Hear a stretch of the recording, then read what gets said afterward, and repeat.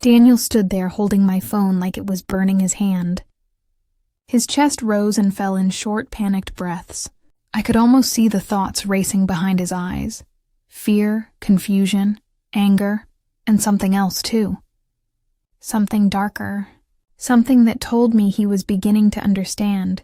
This was no longer about marriage problems or manipulation. This was bigger. This was dangerous. This was not a message a frustrated wife's family would send. This was something else entirely. "Mom," he whispered again, softer this time, like the word itself was fragile. "What money are they talking about?" I rubbed my forehead, trying to breathe through the fear tightening around my ribs. "Daniel, I didn't take anyone's money. I sold the apartment through the bank. Legally. The funds went to my own account. Everything was clean." "Then why—" he began, but stopped when the phone buzzed again. Another message. "We know you're scared." "You should be." Daniel's jaw clenched. He began pacing the room like a trapped animal.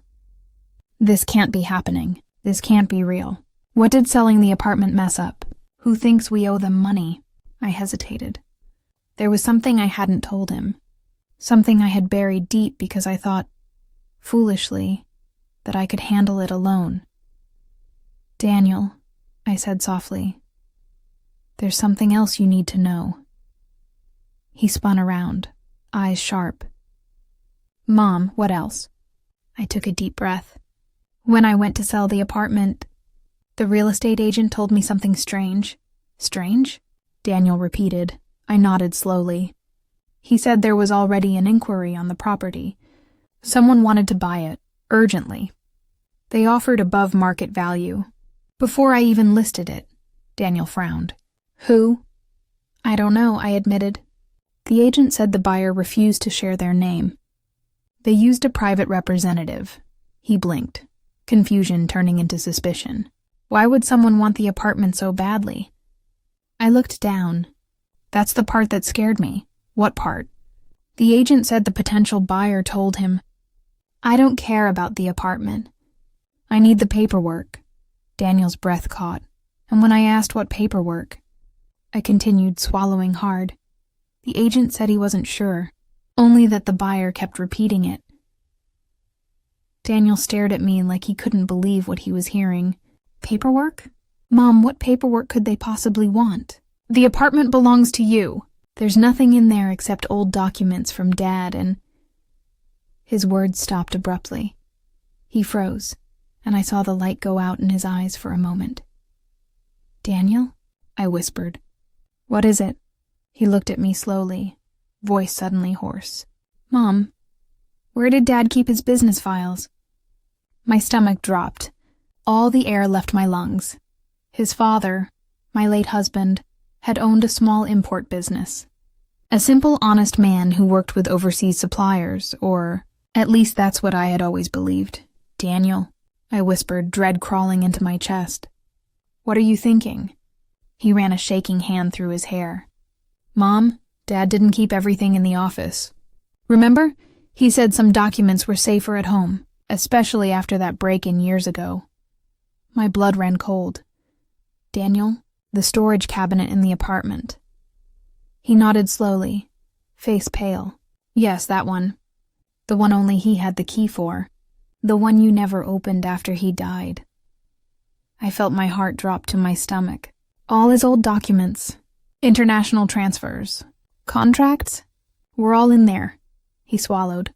"Mom, what if one of those contracts—" He hesitated, dread filling his voice. "What if Dad had a deal with someone dangerous? What if he owed them something? And now—" The phone buzzed again. This time the message was longer. "Your husband made promises he couldn't keep. The apartment contained his last obligation. You sold it. Now the debt belongs to you." I felt like I had been punched. Daniel grabbed my shoulders. "Mom, look at me. What debt?" "Dad was a good man. He would never—" The phone buzzed again. "We'll give you 48 hours. I felt my knees weaken. Daniel whispered, voice hollow. "Mom, this is not her family. This is not my wife. This is something else. Something serious. My throat tightened. Daniel, what do we do?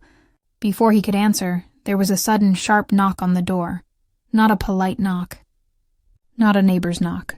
A heavy, deliberate, threatening knock. Daniel's face went white.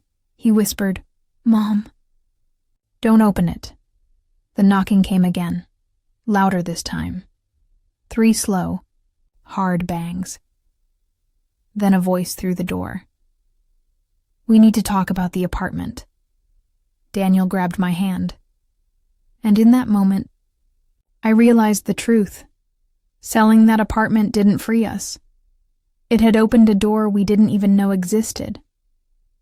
The knocks grew heavier, each one vibrating through the wooden door like a warning. Daniel held my hand so tightly it almost hurt, but I didn't pull away. For a moment we both stood frozen, hearts pounding in perfect, terrified unison. The voice outside repeated, slower this time, sharper this time. "Open the door." "We know you're inside." Daniel leaned in close to me, whispering, "Mom, listen to me. Do not speak. Do not move." He pulled out his phone and quietly dialed the police, his hands trembling so badly he nearly dropped it. The voice outside banged again. "This is your last chance." My knees weakened. A cold sweat ran down my back. My late husband's secrets. The apartment, the hidden documents, the fake lies of Daniel's wife, the dark messages. Everything had led us to this moment. A moment where the past and the present collided at our front door. Daniel gently pulled me behind him, shielding me with his body. "If they try to break in," he whispered, "run to the back room and lock yourself in. Don't come out until I say." "But Daniel..." "No," he said firmly. "I'm not losing you." Before I could protest again, the man outside spoke once more. But this time, his voice changed. It softened. It shifted. It became... "Worried, ma'am. Sir, this is the police. Are you all right in there?" Daniel froze. "What?" he whispered. Another knock. Lighter. Gentler. "Your neighbor called. She said she heard shouting. We just want to make sure everyone is safe." Daniel exhaled a shaky breath, half relief, half disbelief. He looked through the peephole, then sighed in absolute exhaustion. "It's really the police," he whispered. "Not them." He opened the door a crack, just enough to see their uniforms. "Officers, we're okay. Just a family issue." He paused. "But we do need to report something urgent." The officers stepped inside slowly, assessing the room, the tension, the fear in my eyes. One of them guided me gently to a chair. "Ma'am, you're safe now. Just breathe." For the first time in hours, I felt air enter my lungs fully. Daniel explained everything. Not the years of betrayal, not the marriage, not the shouting, but the messages. The threats, the unknown number, and the voice at the door.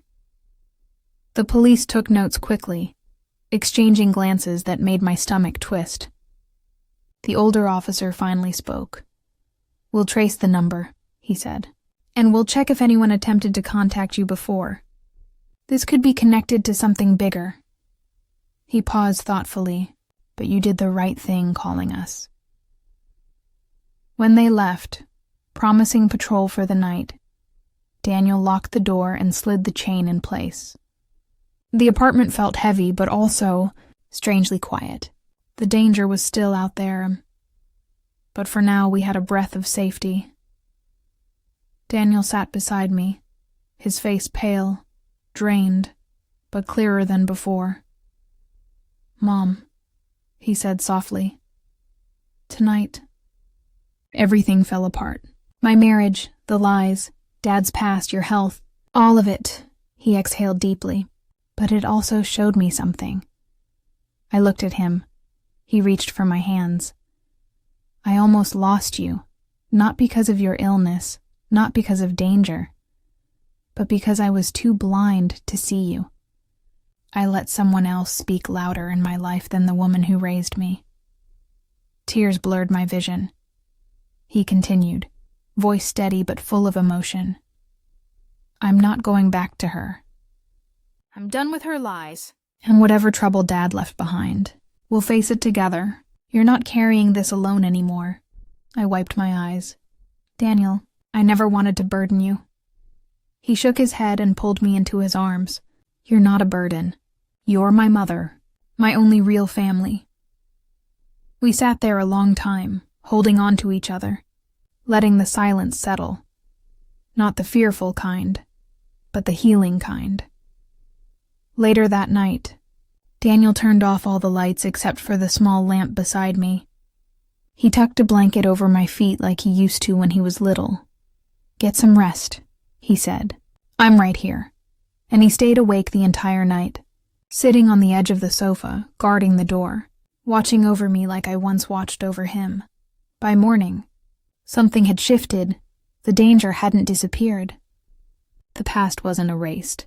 His marriage wasn't magically fixed. My illness wasn't cured, but we had something we'd lost along the way.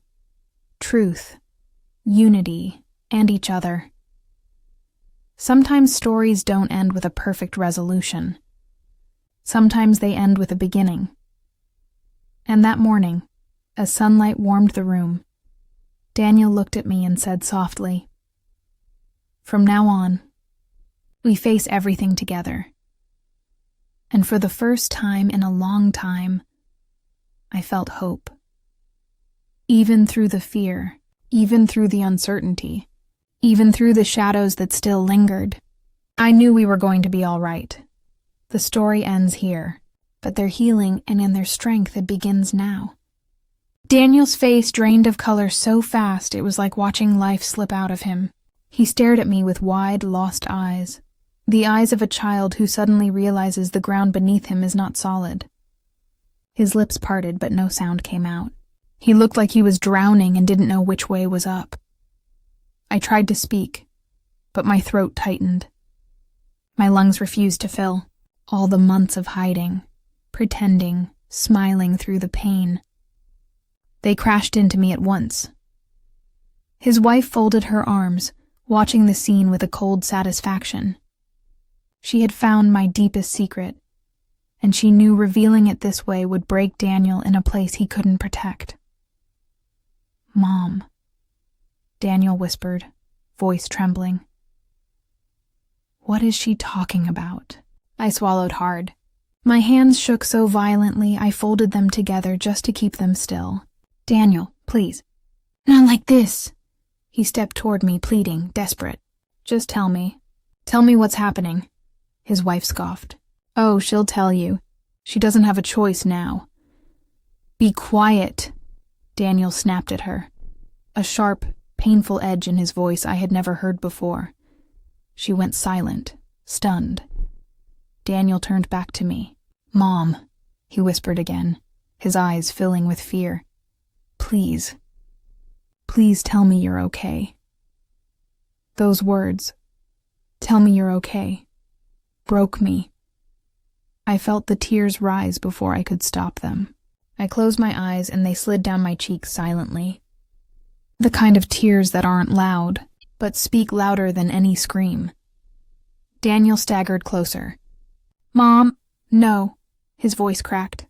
No, don't cry. Mom, what's going on? I opened my mouth, but the truth came out in pieces, in weak, trembling pieces. I wasn't going to tell you, I whispered. Not until I was sure. Sure of what? He begged. That the treatment might work. I looked down at my hands. I didn't want you to worry. I didn't want to add stress to your marriage. I didn't want you to feel responsible for me. His face twisted, as if my words caused him physical pain. Treatment? For what? I inhaled shakily. My heart, I finally said. I've been having complications. The doctors say it's getting worse. Daniel stumbled back like something had hit him in the chest. You're sick? Mom, you're seriously sick? And you didn't tell me? I wiped my eyes. I didn't want to be a burden. I didn't want to be the reason you were unhappy. You have so much on your shoulders already. No, he whispered, shaking his head violently. No, Mom, you don't get to decide that. You don't get to hide something like this from me. His wife cut in, venom seeping back into her voice. See, she lied too. She lied, just like you said I did. Daniel turned to her with pure rage. Don't. His voice stabbed through the air. Don't compare your manipulation to her trying to protect me. She scoffed. Oh, so lying is fine if she does it? He took a deep breath, the kind a man takes when he's trying not to explode, and said, My mother didn't lie to gain something. She lied because she didn't want to hurt me. You lied to control me. The truth rang in the room like a crack of thunder. His wife's eyes narrowed, and she stepped closer. If she's so innocent, why didn't she tell you months ago? Why hide it? Why sneak around selling property? That's enough! Daniel roared. I flinched. My son had never raised his voice like that in his life. But what terrified me more was the way she looked at him. Not scared, not sorry, but calculating. Daniel turned to me again. His voice broke as he spoke. Mom, we'll get you the best doctors, the best treatment. You shouldn't be alone in this. I shook my head sadly. Daniel, I sold the apartment to pay for it. The treatment is expensive. I didn't want to come to you when you were already drowning in her family's problems. His wife let out a bitter laugh. See? She thinks I'm the enemy. Daniel looked at her with a coldness that froze the room. You are. The words sliced through the air. She stepped back as if slapped. He continued, voice trembling with heartbreak and fury. You lied about a pregnancy. You forged documents. You manipulated the bank. You wanted my mother's property.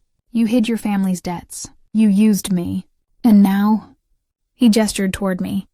Now you used my mother's illness to win a fight. I didn't know she was sick, she snapped defensively. You knew it was private, he shot back. You knew it would hurt me. You wanted to hurt me because you were losing control. Finally, she broke. Tears streamed down her face, not the soft tears of guilt, but the sharp, angry ones of someone whose plans were slipping through their fingers. You're choosing her over me, she whispered. Daniel closed his eyes, pained. No. He opened them again slowly.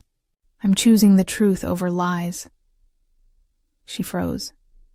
He took a long breath, a heartbreaking one, and said quietly, I need space. From you, from all of this. I can't think clearly around your chaos.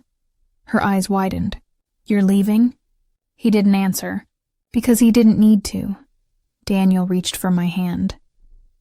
Come home with me tonight, he said softly. Please let me take care of you. I hesitated. But his voice, the broken little boy in it, shattered me. I nodded. As we walked toward the door, his wife whispered sharply, If you walk out, I won't be here when you come back. Daniel stopped, and for the first time since this nightmare began, he answered without anger, without fear, without hesitation. Maybe that's for the best. He took my hand and walked out the door, but neither of us knew that leaving wasn't the end of this story, because secrets have a way of following you, and hers was just getting started. Daniel and I walked down the hallway in silence, but the silence wasn't peaceful. It throbbed with shock, heartbreak, and the weight of everything that had just happened. He held my hand tightly, like a child afraid to lose the last thing he trusted, and I squeezed his back, even though my own chest felt like it was splintering from the truth he'd been forced to swallow. When we reached the car, he opened the door for me, his hand still trembling. I sat down slowly, watching him as he leaned against the roof of the car, breathing hard, rubbing his eyes like he was trying to wake up from a nightmare. Mom, he whispered, voice cracking, I don't know who I married. I don't know what's real anymore. I reached out and touched his arm. Daniel, betrayal doesn't erase the good in you. Don't let her poison your heart, he nodded slowly. But his eyes were distant, like they were staring into memories that had suddenly turned into lies. We drove home with nothing but the quiet hum of the engine between us. When we walked into my apartment, he helped me remove my coat, guided me to the sofa, and sat down beside me like he didn't want to let go. Mom. How long have you known? He asked softly. I took a deep breath. 3 months. Maybe a little more. And you did all of that alone. His voice trembled. The pain, the fear, the tests, the bills alone. I didn't want you to worry, I said gently. You have your life. I didn't want to add weight to your shoulders. He shook his head, tears forming again. I'm your son. Your life is my life. Your pain is mine too. I smiled weakly. You say that now. But 3 hours ago you were shouting at me over an apartment. He winced, guilt covering his face. Mom, I'm so sorry. I was blind. I let her... He swallowed hard. I let her influence the way I saw you. I brushed his cheek. You were in love? Love makes fools of all of us. He rested his forehead on my shoulder, his breath trembling. I'm scared, Mom. I know, I whispered. But we'll face this together. For a moment we just stayed there, mother and son, 2 broken hearts holding each other together. But the peace didn't last long. Just as Daniel began to calm down, my phone buzzed on the table. We both froze. He picked it up slowly, hesitated, and turned the screen toward me. It was a message from an unknown number. You made a mistake selling the apartment. Daniel's eyes widened. Mom, who is this? I felt my stomach twist. Before I could answer, another message appeared. That property was tied to something you don't understand. Another message. You should have left it in. Daniel's name. A 4th message came in immediately. Now everything is ruined. Daniel stood up, his voice sharp. What the hell is going on? Why is someone messaging you about the apartment? I picked up the phone, hands shaking. I don't know. Maybe her family? Maybe someone she told about the sale? Before I could finish, the 5th message arrived. You think selling it will protect you? It won't. Daniel grabbed the phone from my hand, anger rising in him like flames. Whoever this is, stop messaging my mother. If you don't... Another message popped up mid-sentence. You took money that wasn't yours. I froze. Daniel froze. What? He whispered. Before I could respond, yet another message arrived. And now we want it back. Daniel stared at the phone like it was a bomb, his jaw clenched. Mom, what did they mean by that? What money? I swallowed hard, feeling my heart pound painfully against my ribs. He looked at me, eyes wide with fear and disbelief. Mom, what aren't you telling me? I felt my throat tighten because suddenly, horrifyingly, I realized something. Might not have been only protecting myself from her. I might have accidentally stepped into something much darker, much bigger, much more dangerous. And now, my son was caught in the middle of it. Daniel stared at the message on his phone like it was a ticking bomb. His breath stopped. His shoulders tightened, and for a second, I could see the little boy in him again. The boy who used to hide behind me during thunderstorms, waiting for me to tell him everything would be okay. But this storm, he had to face on his own. He wiped his face quickly and stood up. She knows, he whispered, voice cracking. She already knows. I felt a cold shiver crawl up my spine. Daniel, how would she know so fast? He swallowed hard. Her cousin works at the housing office. Maybe she found out about the sale. He ran a shaky hand through his hair. Or maybe she came here. Maybe she's outside right now. The thought made both of us turn toward the window. For a moment, neither of us moved. Neither of us breathed. Finally, Daniel exhaled. I need to reply. I have to. He typed something quickly. We'll talk when I get home. His phone buzzed. Instantly. No. We talk now. Don't let her twist things. I need to explain. Every message hit with a different tone. Panic, urgency, control. I touched his arm gently. She's afraid of losing something. That makes people dangerous, Daniel. Don't go to her angry. Don't go scared. Go alert. He nodded, though fear flickered in his eyes. What if she tries to manipulate me again? She will, I said softly. But now you know to listen for the truth, not the tears. He closed his eyes, gathering courage he didn't feel, then picked up his keys. I'll come back after we talk. His voice trembled, but his steps were firm. Before he reached the door, I called out, Daniel. He turned.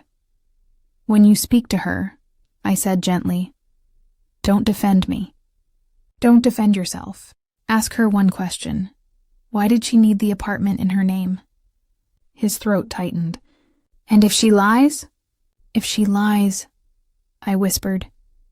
You'll hear it in the silence after the lie. He nodded slowly, opened the door, and stepped out into the hallway. I waited until I heard the elevator doors close before I let myself exhale. I tried to sit. I tried to calm down, but every part of me felt like something terrible was coming, like the air itself was holding its breath. Minutes turned into an hour. An hour turned into 2, still no message. Still no call. My heart pounded louder with each passing minute. As night settled and shadows filled the apartment, my worry turned into fear. What if she didn't let him talk? What if she twisted everything? What if she convinced him I was the villain? Then my phone buzzed. It was Daniel. But the message wasn't a message. It was a single voice note, 10 seconds long. My hands trembled as I pressed play, and all I heard was shouting, furniture falling, a woman crying, Daniel yelling, "Stop! Don't lie to me, just tell me the truth." My heart dropped, and then the last line, her voice, shaking, furious, broken. If you walk out that door, Daniel, you'll never see your son again. I froze. Son? I clenched the phone as a cold, terrifying realization swept over me. My daughter-in-law was hiding something far bigger than debt. Far bigger than manipulation. Something Daniel had no idea about. And suddenly, everything made sense. The word son hit me like a blow to the chest. I stood completely still, my heart thundering so loudly I could hear it in my ears. Son. My Daniel. A father? And he never told me? She never told me? My hands shook violently. I replayed the voice note just to make sure I hadn't misheard. But it was there. Clear, sharp, dripping with desperation and threat. If you walk out that door, Daniel, you'll never see your son again. I grabbed my coat and rushed out of the apartment, barely locking the door behind me. My mind wasn't thinking anymore. It was just reacting, running on pure instinct, pure fear. A grandchild, a baby, a child I didn't even know existed. What else had she hidden? What else had she used against my son? I reached Daniel's building in minutes that felt like hours. The elevator ride felt endless. When the doors opened, the first thing I heard was muffled shouting from behind his apartment door. His voice, angry, trembling. Her voice, shrill, desperate. Something them both sounded hurt, cornered, panicked. I knocked, hard. Daniel, it's me. Open the door. There was a sudden silence inside. Heavy, dangerous. And then the lock turned. Daniel opened the door only halfway. His eyes were swollen, red from crying, his lips trembling as if he'd aged 10 years in the span of 1 hour. Behind him, his wife stood near the kitchen counter, arms crossed tightly over her chest, her expression a twisted mix of fear and fury. I stepped inside slowly. Daniel, talk to me. He shook his head, voice breaking. She lied, Mom. She lied about everything. His wife shot back instantly. I didn't lie. I protected this family. Daniel pointed at her, voice shaking with disbelief. Protected? You told me you had a miscarriage last year. You cried for weeks. I held you every single night, thinking we lost our baby. He looked at me, tears streaming again. Mom, she never lost the baby. There was no baby. She wasn't pregnant. The world tilted under my feet. What? He continued, breath ragged. She made it up. To keep me close, to make me afraid of leaving, to make sure I'd put everything, every penny, every decision, into her hands. His wife's face hardened. I had to. Your mother was taking the apartment. What if she left us homeless? What was I supposed to do? Watch you run back to her? I stared at her, stunned. Homeless? You live in his place. His job pays for everything. I never asked him for a cent. She shook her head wildly, eyes blazing. You don't understand. He listens to you, not me. Everything I wanted, every plan we had, you destroyed. Daniel shouted, anger exploding out of him. What plans? Plans built on lies? On stealing from my mother? On manipulating me with fake pregnancies? With fake family? She stepped closer to him, tears spilling now. I did it for us. I did it because I love you. He backed away like her touch burned. No. You did it because you loved control. The apartment fell into a suffocating silence. I saw something in her eyes shift. A kind of coldness that unsettled me deeply. Then she whispered something that chilled me to the bone. If you leave me, Daniel, I'll tell everyone you abandoned your own child. I'll ruin you. I'll ruin your name. And I'll make sure your mother never sees peace again. Daniel stumbled backward, shocked. But you just said there is no child. She smiled, a strange, broken smile. They don't know that. My breath stopped. She wasn't fighting for love anymore. She was fighting for power, for survival, for control. I stepped in front of my son, my voice steady despite the storm inside me. Enough. You will not destroy my son's life because your lies are falling apart. She glared at me, eyes cold. He's mine. His future is mine. You don't get to take him from me. I shook my head. I'm not taking him from you. Your lies are. Daniel began to tremble, his shoulders collapsing under the weight of betrayal. Mom, I don't even know who she is anymore. His wife suddenly grabbed her purse and stormed toward the door. Fine, you want the truth? I'll give you the truth, but you won't like it. She spun around with eyes full of venom. Your mother isn't as innocent as she pretends. She's been lying too. Daniel turned to me slowly. Mom, what is she talking about? I stared at her, stunned. What lie? I asked. She smirked. You didn't tell him, did you? About why you really sold the apartment? It wasn't just protection. It wasn't just fear. Daniel frowned. Mom? My heart skipped. What was she about to reveal? What did she know that I didn't think she knew? She stepped closer, lowering her voice. You sold it because you're sick. Daniel froze. My breath caught. She looked straight at him, her voice dripping with triumph. Tell your son the truth. Tell him what the doctor told you last month. Tell him why you really needed the money. Daniel turned to me, face crumbling. Mom, what is she talking about? Are you sick? And just like that, the secret I had buried so deep, the one I hoped to handle quietly, the one I didn't want to burden him with, was rising to the surface. The room began to spin. My throat tightened. I couldn't speak, because yes, I was sick, very sick, and I had sold the apartment to survive long enough to not burden my son. But now, he knew, and the truth was about to break all of us. The shout hit me like a slap across the face. One moment the apartment was quiet, sunlight spilling across the living room floor.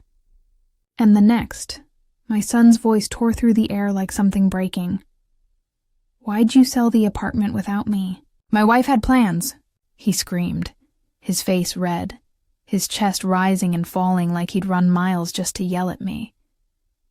For a moment, I just stared at him. This boy, the child I carried, fed, raised through sickness and school fees and sleepless nights, now looking at me like I was a stranger who had robbed him. I swallowed. Daniel, sit down. Let me explain. He shook his head violently. No, you don't do this. You don't make decisions like this without us. Us, not him. Us. Meaning his wife. And that was when the cold truth settled in my chest. My son wasn't upset because he cared about the apartment. He was upset because I hadn't bowed to the woman who had been trying to control every corner of my life since the day they married. I lowered myself onto the sofa because suddenly my legs felt weak. The apartment was mine, I said quietly. Your father left it to me, and I sold it because I needed the money for— You should have asked us. He snapped. The word asked stung. Like I was a child, like I needed permission in my own home. I looked at him carefully, and in that moment I realized I didn't recognize the man standing in front of me. His shoulders tense, his eyes burning with someone else's anger, not his own.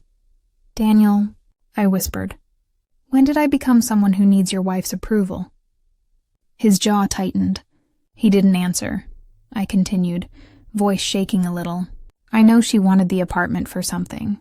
She told me last month. He froze. She told you? She wanted us to move closer to her family. She wanted me to live near her mother. She said she'd help take care of me when I'm older. I paused. But she also said something else. His brows knit together. What? I looked him in the eye. She said she needed the apartment in our name. Yours and hers. Because one day you might need it, just in case things fall apart. His expression flickered. That's not what she meant, I smiled sadly. Daniel, I know when someone is planning life with my property. I'm old, but I'm not blind. The room grew painfully quiet. The truth was, I hadn't sold the apartment impulsively. I had sold it because I'd discovered something weeks earlier, something that shook me to my core. Your wife, I said quietly, asked me to sign a document. He blinked. What document? She said it was a family agreement, but it was a transfer of ownership, of everything I had left. Daniel's face drained of color. She said it would help the family business, I continued. She said we all needed to contribute. Even me, I paused. I didn't sign. And 2 days later, she stopped talking to me. Daniel looked stunned, angry, confused. But most of all, he looked like a man torn between two loyalties. He finally whispered, Why didn't you tell me? I let out a slow breath. Because I didn't want to break your marriage. I didn't want to be the mother who ruins her son's home. I wanted you to be happy, even if it meant I had to swallow things quietly. His eyes glistened, but he clenched his fists. But selling the apartment, I sold it, I said firmly. To protect myself. To make sure no one could manipulate me again. To make sure I wouldn't become a burden you resent. And I sold it because— My voice cracked just a little. Because I found out something you don't know. Daniel looked up sharply. What did you find out? I hesitated, my heart pounding with the weight of the truth. Your wife, I whispered, planned something with her family behind your back. Something involving your name, something involving money, something that could destroy your future if you don't open your eyes. His breath caught. What are you talking about? I held his gaze, my voice calm, but the fear trembling underneath. They weren't planning for your future, Daniel. I swallowed, tears forming. They were planning to use it. And just like that, his face changed, doubt, confusion, hurt, and a flicker of fear all mixing together. The room felt like it was holding its breath. Daniel stood there, breathing hard, like he was trying to keep himself from falling apart in front of me. His eyes searched mine, almost begging me to tell him he'd misheard, that he'd misunderstood, that his wife, the woman he trusted, wasn't capable of what I was about to reveal. But I couldn't protect him anymore. Not from the truth, not from her. I took a slow breath. 2 weeks ago, I began softly, I got a call from the bank. His brows furrowed. The bank? Yes. They said someone tried to access my account using a document with your signature. But the handwriting wasn't yours. It was hers. Daniel's face turned pale. No, she wouldn't. She wouldn't do something like that. She would, I said gently. And she did. She told the bank I had authorized her to manage my finances since I was getting older. She said it was to help me. I leaned closer. But the truth is, Daniel, she wasn't helping me. She was trying to take everything I had left. His knees almost buckled. He sat down heavily on the couch, hands covering his face. I continued quietly. That's why I sold the apartment. It was the only asset she was trying to reach next. The only thing she needed your signature for. Once she had that, she'd have had access to everything. He lifted his head sharply. But why? Why would she do that? We're not greedy people. I hesitated, then said the words carefully. She needed the apartment to convince her family she brought wealth into the marriage. She needed your name on the contract so they could use it for loans. And if those loans went unpaid, your name would be responsible. Daniel stared at me, his eyes wide with shock. She said her family was doing well. She said we were building something together. She lied, Daniel. My voice cracked. Her family is drowning in debt, and you were their ticket out. His hands shook as he ran his fingers through his hair. I didn't know. I didn't see anything. I touched his arm gently. Because you're a good man, and good people don't expect betrayal from the ones they love. His breath trembled, his voice barely a whisper. She said I should convince you to move in with us. She said we'd take care of you. I closed my eyes. She wanted control, Daniel, not care. He looked away, staring blankly at the wall as if the world he knew was collapsing in front of him. And in a way, there was a long, painful silence. Then he whispered, "What do I do, Mom? What am I supposed to do now?" I sat beside him. You don't have to do anything today. You don't have to choose sides today. All you need to do is open your eyes. Don't let love blind you to danger. His lips trembled. But she's my wife. And you are my son, I said softly. And I will not watch you walk into a trap. Not when I've already buried too many fears, too many nights, too many tears. He swallowed hard. I need to talk to her. I need answers. I nodded, though my heart tightened. When you speak to her, do it gently, but do it clearly. Don't accuse, ask. Watch how she reacts. If her love is true, she'll break before she lies. If her love is false, she'll defend herself before she defends you. He looked at me then, really looked at me, with a mixture of fear, gratitude, and something deeper. Heartbreak, Mom. I'm so sorry for shouting at you. I touched his cheek. You're my child. Anger doesn't scare me. Losing you does. He lowered his head and cried, and quietly, painfully, like a man whose heart had just been split open by truth. And I held him, not as a mother defending herself, but as a mother protecting her son from the storm he didn't see coming. But neither of us knew the storm was already closer than we thought, because at that very moment, Daniel's phone lit up on the table, a message from his wife. We need to talk. I heard what your mother did. Daniel froze, and the real battle was only beginning.